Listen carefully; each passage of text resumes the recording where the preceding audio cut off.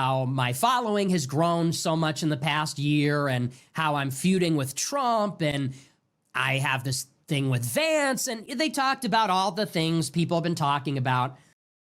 Talk a little bit about my New York Times profile. Pretty sick, right? Not gonna lie, pretty sick. The picture, auraful photo. I appreciate the author of the piece. My guy, dude, aura farming. We have to give credit to the GOAT. Credit to the GOAT, Robert Draper. I should not say this because then they're gonna write nasty. You know, if I say he did a good job, then the next time they do a piece, they're gonna say, but it was a great piece. I thought it was fair. Honestly, I thought it was fair. It wasn't a puff piece by any stretch. I mean, they're calling me a problem, a mosquito, calling me a mosquito and my lifeblood is attention and a carnival barker. And, you know, so there were some jabs in there like, all right, Robert, you made your point. He got some shots in, but it was balanced. You know, the journalist reached out to me a few weeks ago and said, hey, I'm doing this piece about your generational run. He didn't say that, but that's what we're all talking about. And I said, yeah, what the heck? So I called him and he interviewed me. And it was fair. I mean, much of what I said was faithfully reported in the piece, which is about as much as you can ask for. And I thought it was great. I mean, I think it could have been a little better. I'm still waiting on my profile. Nick Fuentes, one of the most dynamic and polarizing people that are in politics right now. He is a linguistic sparring partner like no one else has seen in recent years. This young man coming from the suburbs of Chicago has been quite controversial. I'm interested to know what you think about Nick Fuentes. Love him, hate him, respect him.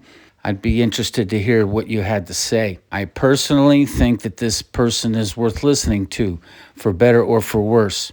I just wish they could understand me, you know?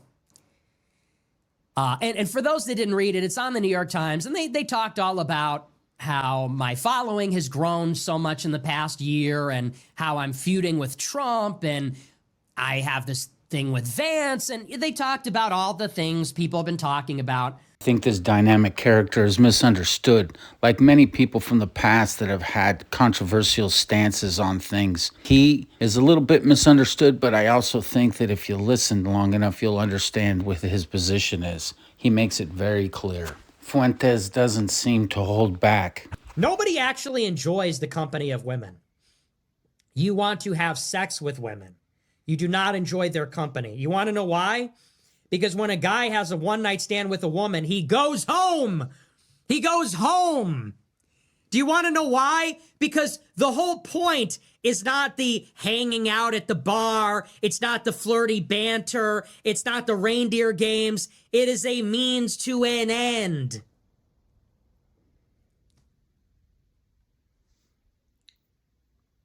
So this whole like, no, we want to be traditionally ice skating with our girl downtown. If you really buy into that, you are a sucker. That is a psyop. You have been told by women that that is what you want.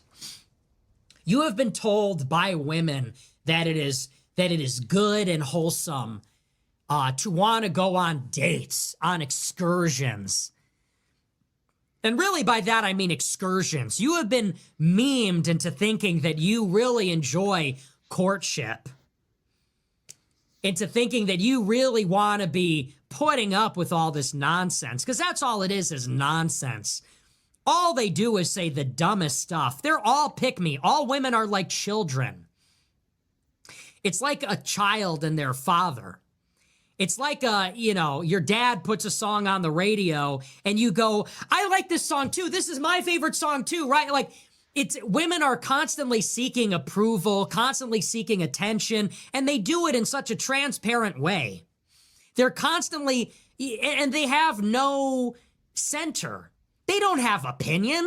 There is then the matter of what Nick Fuentes and some other people have said, And in the Tucker Carlson interview, he talks about how he feels that Jews are extremely organized across borders and more loyal to Israel than to their home countries, which is a long-time anti-Semitic kind of idea. When we get down to the substance of what Nick Fuentes says, do you agree with it? I don't agree with Nick Fuentes on everything. I don't agree with anybody on everything. I think that what especially older generations need to learn about Nick Fuentes is that he says it himself, he's an edgelord. He says things that are intentionally inflammatory. He knows that a lot of people are not going to agree with him. He knows that it is incredibly inflammatory.